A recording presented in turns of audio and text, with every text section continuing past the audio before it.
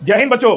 Loss of motion and friction topic को combine करके AIPMT 2014 में एक बहुत ही कॉन्सेप्ट बेस्ड क्वेश्चन आया हुआ है। क्वेश्चन में क्या कह रहा है कि तीन मासेस हैं M1, M2 एंड M3। दो मास जो है वो स्ट्रिंग से आपस में बंधे हुए हैं और एक रफ सरफेस पर रखे हुए हैं।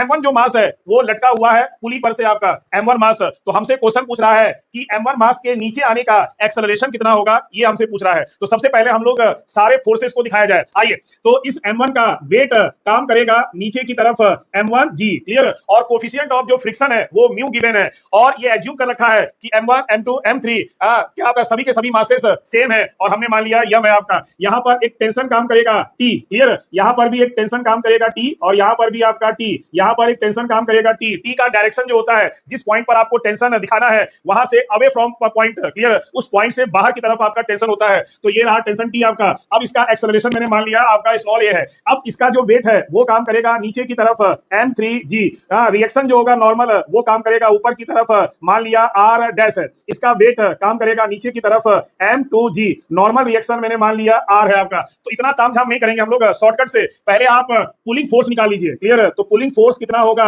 ये निकाल लिया जाए शॉर्टकट मेथड से। तो पुलिंग फोर्स ऑन सिस्टम, इस पूरे सिस्टम पर जो पुलिंग फोर्स होगा जो उसको नीचे की तरफ खींच रहा है उसको निकाला जाए। तो pulling force equal to total mass लेंगे M1 plus M2 plus M3 और पूरे सिस्टम का एक्सेलरेशन ले लेंगे आपका। ये शॉर्टकट मेथड है पुलिंग फोर्स को फाइंड आउट करने का। टोटल मास इनटू पूरे सिस्टम का एक्सेलरेशन, और तीनों मास इक्वल है तो therefore M plus M into A, तो ये हो जाएगा 3ma। This is pulling force. अब चूंकि ये दोनों मास रफ सरफेस पे रखे हुए हैं तो इन पर एक फ्रिक्शन फोर्स काम करेगा मोशन के अपोजिट। तो मैंने मान लिया स्मॉल f, तो फ्रिक्शन फोर्स निकाल लिया जाए। तो फ्रिक्शन फोर्स जो मोशन का अपोज करेगा आपका, तो friction force dash small f बराबर म्यू कोफिशिएंट ऑफ फ्रिक्शन, दोनों का मास M2 प्लस M3 इनटू क्या आपका G हो जाएगा। और तीनों मास इक्वल है तो therefore mu M plus M into G, तो ये हो जाएगा 2m mu G। This is friction force.